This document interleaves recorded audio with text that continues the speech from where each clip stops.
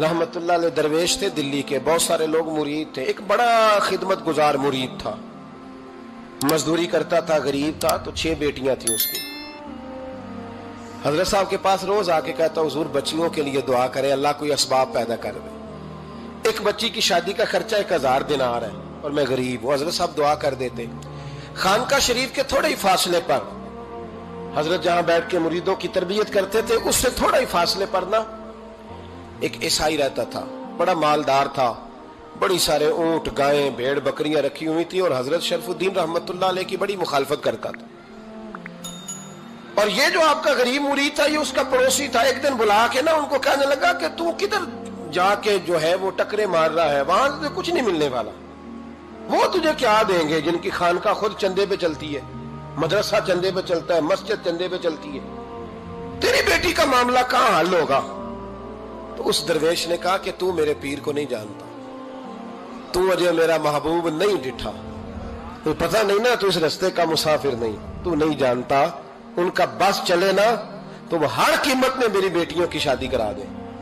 अब वो ईसाई था, कहने लगा अच्छा चलो ठीक है, अगर इतनी बात है ना तो जाओ उनसे जाके कह दो कि 6 साल के लिए मेरे साथ मुआहदा कर लें, तो मेरे जानवरों को चारा डाल दिया करे, 6 साल ड्यूटी करे, मैं 6000 दिनार दे देता हूं। वो मेरे साथ 6 साल मेरे जानवरों को चारा डाले, रखते हैं ना आप चारा डालने के लिए एडवांस पैसे दे के। अब तो लोग उन्हें भी गुलाम ही बना लेते हैं, बड़ी थोड़ी तनख्वाह देते हैं, जुल्म करते हैं, पूरा मुआवजा नहीं देते। हजरत शेख शरफुद्दीन के बारे में वो कहने लगा, जब अपने पीर से जाके कह के मेरे जानवरों को 6 साल चारा डाले, मैं 6000 दे देता हूं, तू जो कहता है हर कीमत पे जाने को तैयार है। उसने जब ये बात की तो मुरीद ने नाराज हो गया, वो लड़ाई हो गई, गिरबान पकड़ लिया, झगड़ा हुआ, बात बड़ी दूर गई। इस तरह की बात करता मेरे हजरत के बारे में, तेरे जैसे कई मैं वहां काम पे रखा दूं। जब वो बड़ी बहस हुई, बात मोहल्ले में, इलाके में फैल गई, दुनिया ने सुन ली, तो शेख शरफुद्दीन तक भी पहुंच गई। इस तरह झगड़ा हुआ है। लोग सो गए इशा की नमाज के बाद। हजरत साहब ने ना सर पे कपड़ा लिया, उस ईसाई के दरवाजे पे दस्तक दी, वो बाहर आया, फरमाने लगे लोग तो सोच समझ के मुलाजम रखते हैं, तूने भी तो सोच ही लिया होगा, तभी तो मुझे ऑफर की है। तू अपनी ऑफर पे कायम है? वाकई मुझे रख लेगा और 6000 दिनार दे देगा? कहने लगा जा बाबा काम कर अपना। फरमाया नहीं, तूने इतने लोगों में बात की, इतनी बहस हुई, तो कायम है? कहने लगा मैं तो कायम हूं, पर आपने नहीं कायम रहना। फरमाया मैं सोच समझ के आया हूं। उसने कहा आप ड्यूटी करेंगे, भैंसों को चारा डालेंगे? फरमाया एक शर्त, बस जब अजान हो जाए ना तो मुझे रब की नमाज पढ़ने की इजाजत दे देना, बाकी सुबह शाम जो तू कहेगा। अगर उस गरीब की बेटियां ब्याही जाए तो मुझे और क्या चाहिए? उसकी 6 बेटियों का बोझ है उसके सर पे, तू मुझे रख ले। अल्लाह अकबर।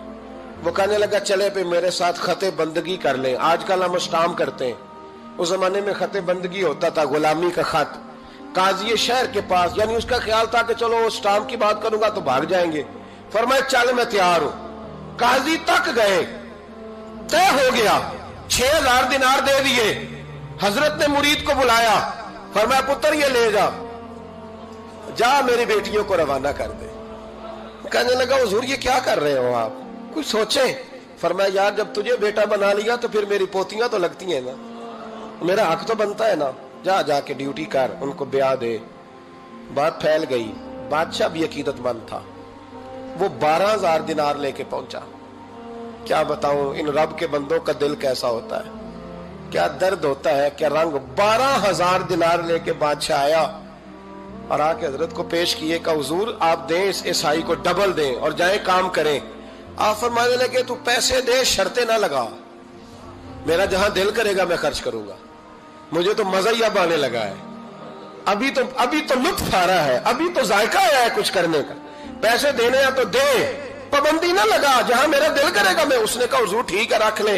हजरत ने फजर मस्जिद में पढ़ी, जेब में 12000 दिनार थे, ऐलान फरमाया भी किसी और की बेटी भी बैठी है तो पैसे मेरे पास है। वो 12000 दिनार भी बांट दिया, और 12000 दिनार बांट के ना तो फिर चले गए खेत में चारा काटने।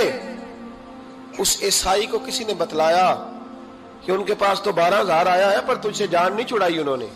वादा ये हुआ था कि 6 देंगे तो जाएंगे, जब तक देंगे नहीं तेरे घर में काम करेंगे।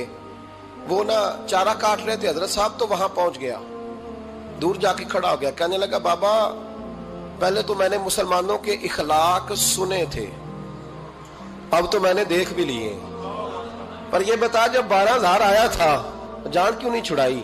تو حضرت چارہ کاٹتے کاٹتے رو پڑے، فرمانے لگے تو نہیں نہ جانتا یہ بیٹیاں سانجھی ہوتی ہیں، پتہ نہیں نا، میرے رسول پاک نے تو حاتم تائی کی بیٹی کے سر پہ کپڑا رکھ کے کہا تھا بیٹیاں برابر ہوتی ہیں، تو یہ نہیں پتا جب اس کی 6 بیٹیوں کی شادی ہوئی ہے میرے اندر روحانیت کتنی بڑی ہے۔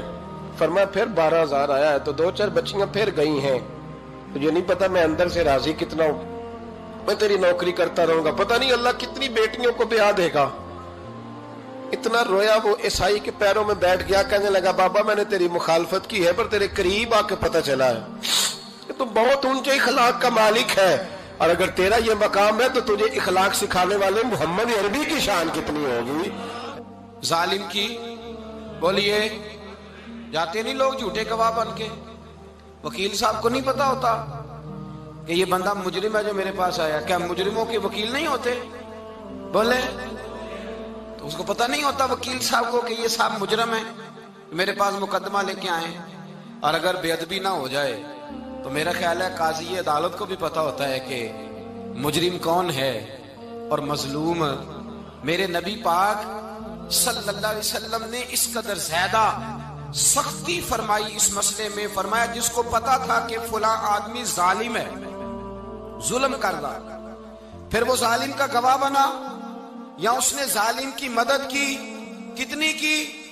شارحین لکھتے ہیں چاہے اس نے ایک جملہ بول کے کی، چاہے ایک، سارے بولیے، چاہے ایک غریب کو اس نے ظلم کیا تو کہتے ہیں علاج یہ سی، چاہے ایک جملہ بول کے کی، شارحین اس حدیث کی شرح میں لکھتے ہیں ایک جملہ بول کے چاہے مدد کی، جس بندے نے کسی ظالم کی مدد کی کسی مقدمے میں یا کسی صورت میں اور اسے پتا تھا یہ ظالم ہے، میرے نبی پاک صلی اللہ تعالی علیہ وسلم فرماتے ہیں اگر اس نے مدد کی، ابھی ظالم کی بات نہیں ہو رہی، ظالم کے مددگار کی بات ہو رہی، اگر کسی نے ظالم کی مدد کی تو حضور فرماتے ہیں خدا بھی اس سے بری ذمہ ہے، رسول بھی اس سے بری ذمہ ہے۔ سنبھال کے رکھے اپنی نمازیں، قربانیاں، حج، زکوٰۃ سنبھال کے رکھے۔ اگر ظالموں کا مددگار ہے، الیکشن آ لینے دے، آپ کو نظر آ جائے گا کون کون ظالموں کا مددگار ہے، نظر آ جائے گا۔ اپنی جیب سے لوگ پیسے دے کے ظالموں کی مدد کریں گے، ان کے فلیکس چھپوائیں گے، بورڈ لگوائیں گے، جیبوں سے پیسے دے کے۔ ہم نے خود آگ لگائی ہے چمن میں اپنے، بے سبب گردشی ایام کو الزام نہ دو، ہم نے خود نور کا ظلمت سے کیا ہے سودا، کر کے توہین سحر شام کو الزام نہ دو۔ ظالموں کے مددگار میدان میں آ گئے، یہ چھوٹا لفظ نہیں، میرے حبیب پاک صلی اللہ علیہ وسلم نے فرمایا جو ظالم کا مددگار ہے سن لے جو سجن کے ساتھ کچہری جاتا ہے، وہ یاد رکھے جو دوست کا گواہ بنتا ہے، وہ یاد رکھے جو کہتا ہے میں مانگی گیا تھا، مجھے بلایا گیا تھا قبضہ چھڑانے کے لیے کسی غریب بیوہ کی جائیداد پہ، وہ سن لے تو مدد کر کے نہیں آیا، تو خدا کے ذمے سے نکل گیا ہے۔ رسول پاک نے فرمایا تیرا میرا تعلق ختم ہو گیا، تو ظالم کا مددگار ہو گیا، پھر تو کہتا میں بے چین ہوں، میں بے قرار ہوں، میں آزمائش کا شکار ہوں، پلٹ کے دیکھ تو صحیح تیرا گناہ کتنا بڑا ہے۔ میرے نبی پاک صلی اللہ علیہ وسلم کا ایک اور فرمان سن لیں، ابن ماجہ ابو داؤد میں موجود ہے، اس حدیث کو آپ نے یاد کر لینا ہے، کر لیں گے انشاءاللہ، سارے کہیے انشاءاللہ کر لیں گے یاد۔ حضور صلی اللہ علیہ وسلم نے فرمایا اگر تو ظالم کی مدد کرے گا نا، یہ لفظ دل کی تختی پہ لکھ لینا، یہ مکافات عمل ہے، مکافات عمل دنیا، ادھر کرو گے تو ادھر بھرو گے۔ فرمایا اگر تو کسی ظالم کی مدد کرے گا، سن لے حضور کا فرمان ہے، اگر تو ابن ماجہ ابو داؤد سیاہ میں موجود ہے، فرمایا اگر تو کسی ظالم کی مدد کرے گا تو رب تعالیٰ مرنے سے پہلے پہلے تیرے اوپر بھی ظالم کو مسلط کر دے گا، تیرے اوپر بھی ایک دفعہ ظلم ضرور ہوگا اگر تو ظالم کی، وہ کسی صورت میں بھی ہو سکتا ہے، کسی صورت میں بھی تیرا بیٹا ہی اٹھ کے ظلم کر دے گا، تو الجھ جائے گا، کسی نہ کسی جگہ تیرے لیے تباہی کا سامان ہوگا، تیرے اوپر ظلم ہوگا، اس لیے کہ تو ظالموں کا مددگار ہے۔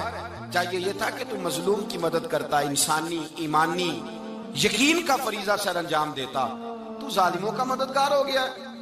ٹٹول کے دیکھ لیں، رزلٹ نکال کے دیکھ لیں، ہمارے زمانے میں ظالموں کے مددگار زیادہ ہیں، اتنی لمبی زبانیں نکال کے ظالموں کی مدد کرتے ہیں، بڑے بڑے کالم نویس اللہ نے انہیں قدرت دی لکھنے کی، تو اپنا قلم ظالموں کی مدد میں خرچ کرتے ہیں۔ وہ لوگ جن کو اللہ تبارک و تعالیٰ نے قدرت دی، ہمت دی، طاقت دی، کچھ لوگ ان کے حلقہ احباب میں، وہ اپنے لوگوں کو استعمال کر کے ظالموں کی مدد کرتے ہیں، ظالموں کی مدد کرتے ہیں۔ میرے نبی کریم سید عالم نور مجسم صلی اللہ علیہ وسلم نے فرمایا اگر تو نے ظالم کی مدد کی تو جب تک تو توبہ نہیں کرے گا رب تجھ سے ناراض ہی رہے گا۔ اللہ تجھ سے، او بھائی جس سے رب بھی ناراض ہو گیا، نہ کھانا نہ پینا نہ سونا نہ جاگنا نہ نیند، پھر تیری ہر چیز تیرے لیے آزمائش ہو جائے گی، پھر تیرا سایہ بھی تیرے لیے خوف کا سامان بنے گا، پھر زندگی جیتی جاگتی لاش بن جائے گی، تو اپنے کندھوں پر اپنی میت اٹھائے پھرے گا جب تو ظالم کا مددگار ہوگا۔